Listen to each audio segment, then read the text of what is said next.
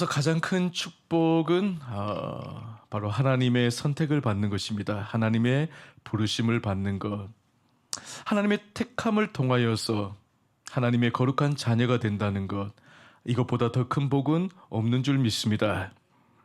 놀라운 것은 하나님의 택함 받은 사람들이 대부분이 평범하거나 너무나도 나약하다는 사실이에요.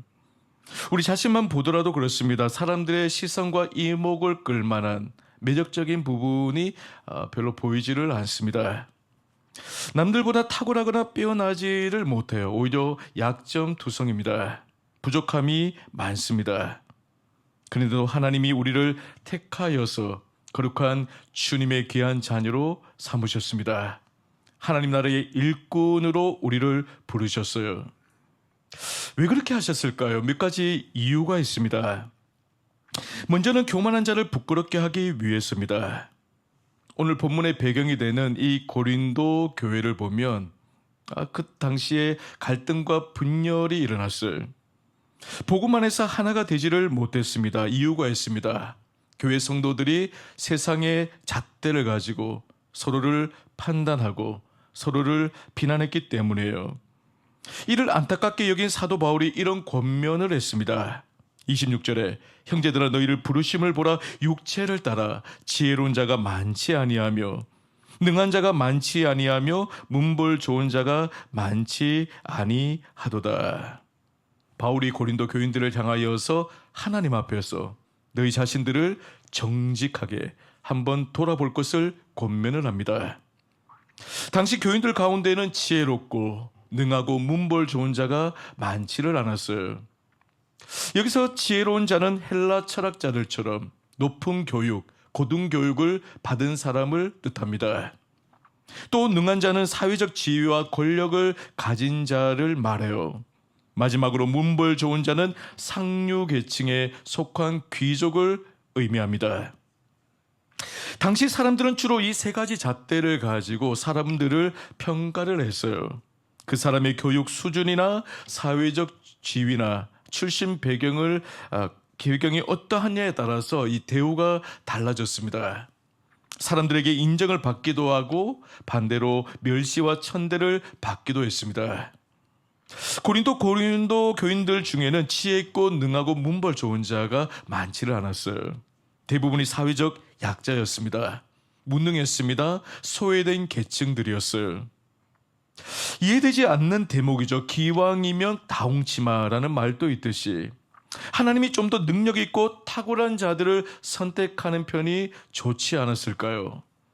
똑똑하고 가진 것 많고 명망 있는 사람들을 불러다 세웠으면 하나님 나라에 훨씬 더 유익할 거라고 생각이 됩니다. 하지만 놀랍게도 하나님은 아무런 힘도 없는 연약한 자들을 거룩한 하나님의 백성으로 삼으셨어요. 왜 그랬습니까? 27절을 보시면 그러나 하나님께서 세상의 미련한 것들을 택하사 지혜 있는 자들을 부끄럽게 하려 하시고 세상의 약한 것들을 택하사 강한 것들을 부끄럽게 하려 하시며. 하나님이 세상에 미련하고 약한 자들을 선택하신 이유는 세상에서 지혜롭다고 하는 자들, 강하다고 하는 자들을 부끄럽게 하려는 데 있습니다. 여기서 지혜 있는 자, 강한 자들은 세상의 나름대로 힘 있는 자를 가리키는 것이죠. 이들은 자기 힘만 믿고 사는 자들입니다. 그들은 자신의 권력과 재력과 지위를 자랑하며 살아갑니다. 자만심으로 가득한 자들이에요. 하나님은 우리와 같이 연약한 자를 통하여서 그들의 교만을 꺾기를 원하십니다. 오직 하나님의 이름만 높임을 받기를 원하시는 것이죠. 성경에 등장하는 인물들을 보시면 하나같이 여러분 연약하고 부족함이 많은 자들이었어요.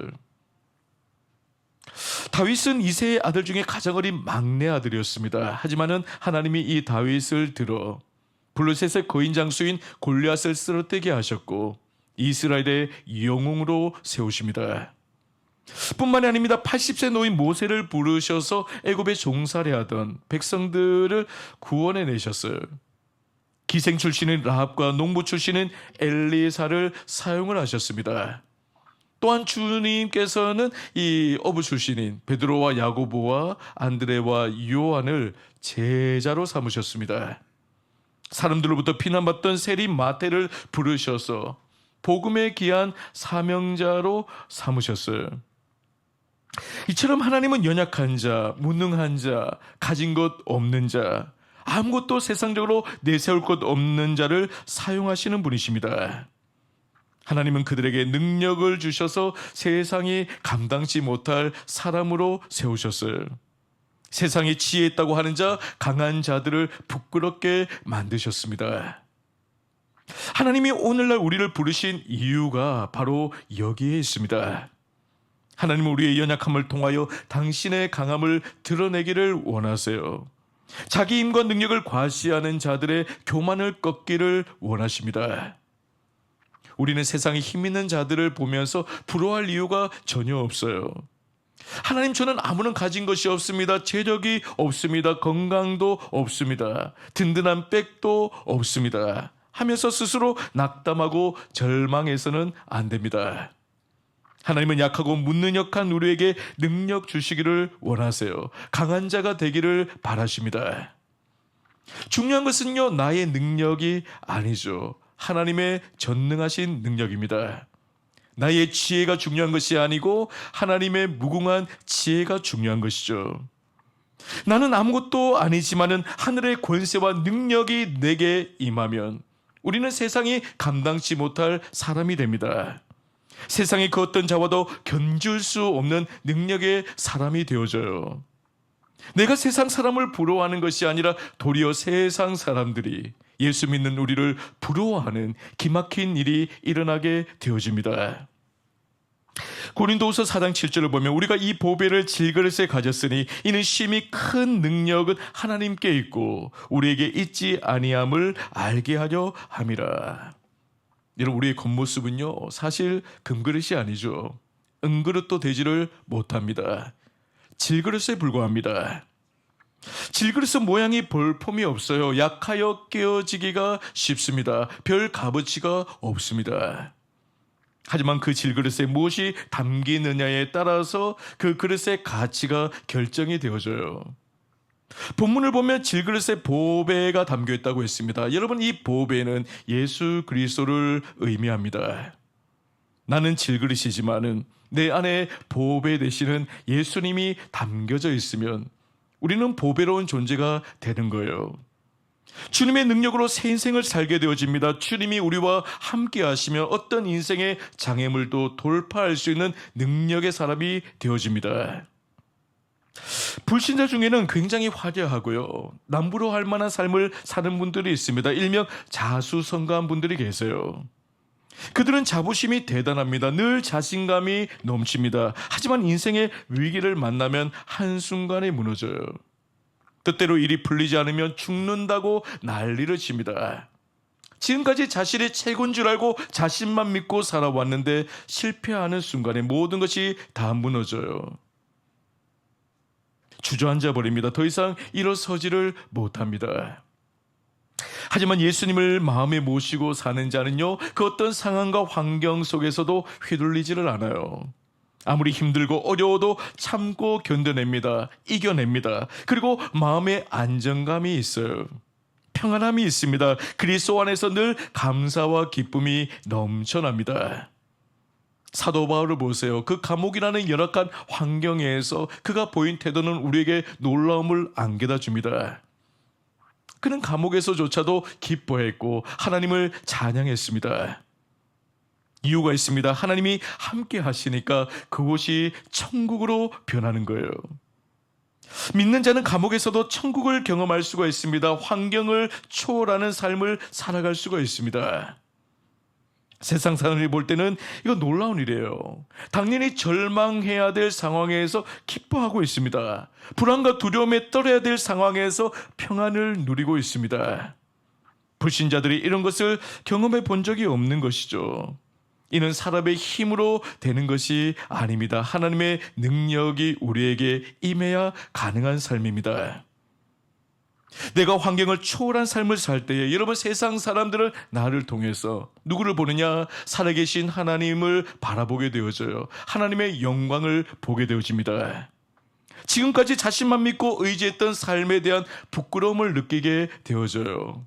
자신이 인생의 주인이 아니라 참된 주인이 하나님이심을 깨닫는 역사가 일어나게 되는 것입니다. 그러므로 나의 약함과 형편을 두고 낙심하지 마시기를 바라요. 내 안에 역사하고 계시는, 지금도 살아계시는 그 하나님의 능력을 붙드십시오. 그 하나님을 온전히 신뢰하고 의지하십시오. 그때 하나님의 권세와 능력이 내 가운데 임하게 되어질 것입니다. 그 능력으로 세상에 지혜롭고 강하다고 하는 자들을 부끄럽게 만드는 하나님의 사람들 되시기를 축복합니다. 다음으로 하나님께서 우리를 부르신 것은 구원이 오직 하나님께 속해 있음을 알게 하기 위함이에요. 28절을 보시면 하나님께서 세상에 천한 것들과 멸시받는 것들과 없는 것들을 택하사 있는 것들을 폐하려 하시나니, 여기서 폐한다라는 것은 그치게 하다, 끝내다 하는 뜻입니다. 심판과 멸망을 의미합니다. 하나님이 세상에서 지혜롭고 능력 있다고 하는 자들을 심판하시겠다고 하세요. 왜 그렇습니까? 그들은 자신이 가진 지혜나 어떤 소유나 업적이나 신분 등을 가지고 구원에 이르려고 했기 때문이에요.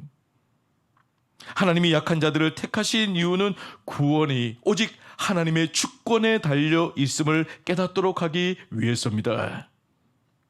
보통 사람들은 외적인 조건을 많이 보죠. 여러분, 기업에서 사람을 채용할 때도 아무나 채용하는 것이 아닙니다. 경력이 화려하고 전문성을 지닌 사람을 뽑습니다. 명문학교는 학생을 선발할 때 가장 우수한 학생을 먼저 선발을 하죠. 결혼 정년기에 있는 청년들은 배우자를 고를 때에 기여왕이면 외모도 좋고 재적도 있고 집안 환경도 괜찮은 사람을 선호합니다. 모든 것이 다 조건적이에요. 하지만은요, 하나님의 선택 기준은 다릅니다. 하나님은 아무런 조건을 보지 아니하세요. 신명기 7장 7절을 보면 여호와께서 너희를 기뻐하시고 너희를 택하시면 너희가 다른 민족보다 수요가 많기 때문이 아니니라. 너희는 오히려 민족 중에 가장 적으니라. 이스라엘 백성들이 하나님의 선택을 받은 이유는 그들이 다른 민족보다 훨씬 탁월한 면모를 갖고 있었기 때문이 아니라는 거예요. 그들은 수가 많지 않았습니다. 오히려 모든 민족 중에 가장 적었습니다. 용맹스럽지도 못했습니다. 그런데도 하나님은 이스라엘 백성들을 자기 백성으로 삼으셨어요. 이는 오직 하나님의 기쁘신 뜻에 의한 것이었습니다.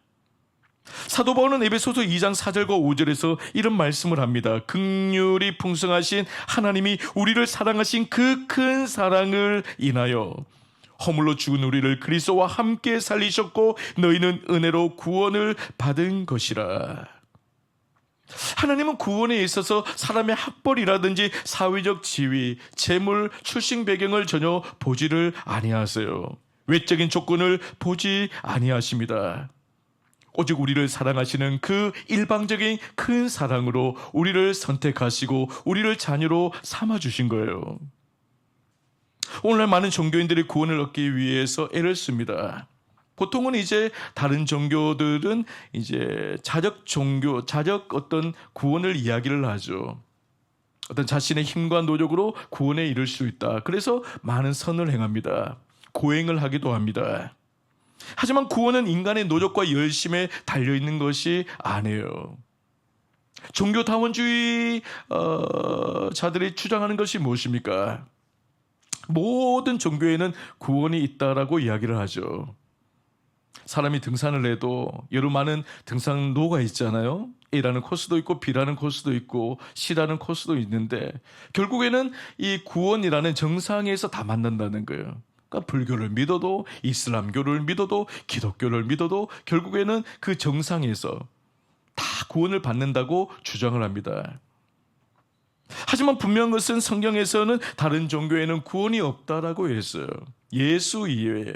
예수 그리스도가 아닌 곳에는 구원의 길이 없다고 분명히 말씀하고 있죠. 구원은 사람의 노력과 열심으로 얻는 것이 아닙니다. 구원은 오직 하나님의 주권에 달려 있는 거예요. 하나님의 선택을 받은 자만이 구원에 이를 수가 있는 것입니다. 하나님의 부르심을 받은 사람 중에 하나님이 유독 약하고 부족한 자를 선택하신 이유가 바로 여기에 있습니다. 하나님은 구원이 사람에게 속한 것이 아니라, 사람이 어떻게 할 수 있는 영역이 아니라 오직 하나님의 주권에 달려 있음을 깨닫도록 하기 위해서 세상 사람들보다 훨씬 더 모자라고 부족하고 연약한 사람들을 선택을 하셨다는 거예요. 이 시간 말씀 앞에 우리 자신을 한번 살펴보기를 원합니다. 내가 과연 구원받을 만한 자인가? 하나님의 자녀가 될 만한 자격이 있는가? 아무리 생각해봐도 우리는 자격 미달이에요. 우리는 하나님의 말씀에 순종하기보다는 자기의 욕심에 따라 이끌려 살아갈 때가 얼마나 많은지요. 하루라도 죄짓지 않고 사는 날이 없습니다. 말로, 생각으로, 여러분 행동으로 짓는 죄가 헤아릴 수 없이 많습니다. 우리는 죄로 완전히 오염되어져 있어요. 허물투성입니다. 근데도 하나님이 이미 장세 전에요, 우리가 태어나기도 전에, 엄마 뱃속에 있기도 전에 우리를 선택해 주셨어요. 그리고 때가 되어져서 우리가 이 땅에 태어나게 되어졌고 성령을 보내주심으로 그분을 통해 예수를 믿는 믿음 안에서 하나님의 자녀가 되어진 줄 믿습니다. 영원한 생명을 얻게 하신 거예요. 여러분, 이것보다 더 큰 축복이 어디에 있습니까? 구원은 하나님의 주권에 달려져 있습니다. 하나님의 무조건적인 선택으로 인하여서 우리가 구원을 받았다는 사실을 기억하고 날마다 우리를 선택하시고 구원하신 하나님께 감사와 영광을 올려드리는, 그분께 온전한 찬양을 올려드리는 복된 성도들 되시기를 축복합니다. 마지막으로 하나님께서 연약한 우리를 선택하신 이유는 오직 주님만을 자랑토록 하기 위해서입니다. 29절을 보시면 이는 아무 육체도 하나님 앞에서 자랑하지 못하게 하려 하심이라. 이어지는 31절 말씀도 기록된 바 자랑하는 자는 주 안에서 자랑하라 함과 같게 하려 함이라. 하나님의 연약한 자를 특별히 선택을 하신 것은 오직 주님만을 자랑토록 하기 위해서요. 예레미야 9장 23절과 24절을 보면 여호와께서 이와 같이 말씀하시되 지혜로운 자는 그의 지혜를 자랑하지 말라. 용사는 그의 용맹을 자랑하지 말라. 부자는 그의 부함을 자랑하지 말라. 자랑하는 자는 이것으로 자랑할지니 곧 명철하여 나를 아는 것과 나 여호와는 사랑과 정의와 공의를 땅에 행하는 자인 줄 깨닫는 것이라. 나는 이 일을 기뻐하느라 여호와의 말씀이니라. 예레미야 선지자가 지혜로운 자나 부자나 그리고 용사는 각각 자기의 지혜와 용맹과 부유함을 자랑하지 말라고 했어요.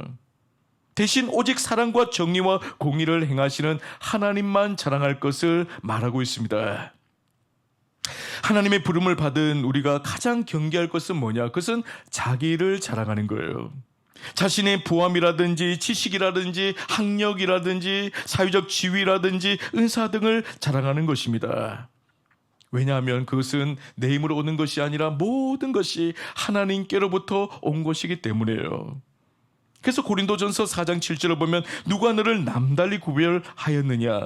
내게 있는 것 중에 받지 아니한 것이 무엇이냐? 내가 받았은즉 어찌하여 받지 아니한 것 같이 자랑하느냐? 우리가 가진 것 중에 하나님이 주시지 아니한 것은 하나도 없다라고 말합니다. 모든 것은 하나님이 다 주신 것입니다. 여러분 믿으시기를 축복합니다. 여러분 물질 하나만 보더라도 그래요. 여러분 우리가 어떻게 소유물을 가지게 될 수가 있는 것입니까? 물론 우리가 땀 흘리고 수고해서 직장 생활을 하는 가운데 주어지는 소득일 수가 있어요. 하지만 여러분 가만히 생각해 보면 그 모든 것도 결국에는 하나님이 나에게 주신 것이라고밖에 고백할 수밖에 없습니다. 이유가 어디에 있어요? 여러분 하나님이 우리에게 재물을 얻을 능력, 은사를 주셨잖아요. 우리에게 생명을 주셨고 우리에게 시간을 주셨고 우리에게 그런 좋은 직장을 주셔서 우리가 그 재물들을 얻을 수가 있는 것입니다. 그러게요, 여러분, 우리는 우리의 가진 것을 두고 자랑하면 안 되는 것이죠. 교만하면 안 됩니다. 고린도 교회가 서로 연합하지 못하고 분열이 일어난 것은 그들이 가진 것을 가지고 서로 비교하고 판단을 했기 때문이에요. 그들은 자신의 부함을 자랑했습니다. 지혜로움을 자랑했습니다. 가문을 자랑했습니다. 그 결과 부유한 사람은 부유한 사람끼리, 학식이 있는 사람은 학식이 있는 사람끼리, 명문 집안은 명문 집안끼리 파당을 만드는 일이 발생했어요. 서로 연합하여 하나님의 뜻을 이루어 나가야 될 교회가 자기 자랑에 빠져서 분열이 일어난 겁니다. 이 사실은 우리에게 중요한 교훈을 줍니다. 하나님이 세우신 교회가 하나가 되기 위해서 결코 우리는 자신을 자랑하면 안 된다는 사실이에요. 사람에게는 누구에게나 과시욕이라는 것이 있습니다. 자신을 좀 더 드러내서 인정받고 칭찬받고 박수받고 싶은, 사람들의 주목을 받고 싶은 그런 욕망이 있어요. 이런 욕구가 올라올 때마다 우리는 먼저 교회 공동체를 생각하셔야 돼요. 절제할 수 있는 덕이 있어야 합니다. 내게 있는 모든 것이 하나님이 내게 선물로 주신 것임을 기억하고, 우리가 가진 것이 많으면 많을수록, 은사가 많으면 많을수록 더욱더 겸손해져야 합니다. 여러분, 우리가 진정 자랑하고 우리가 드러내야 될 분은 오직 예수 그리스도 한 분밖에 없는 줄 믿습니다. 그렇다면 우리가 왜 날마다 예수님만을, 나 자신이 아닌 예수님을 드러내고 예수님을 자랑해야 됩니까? 본문 30절 말씀을 보시면, 너희는 하나님으로부터 나서 그리스도 예수 안에 있고 예수는 하나님으로부터 나와서 우리에게 지혜와 의로움과 거룩함과 구원함이 되셨으니.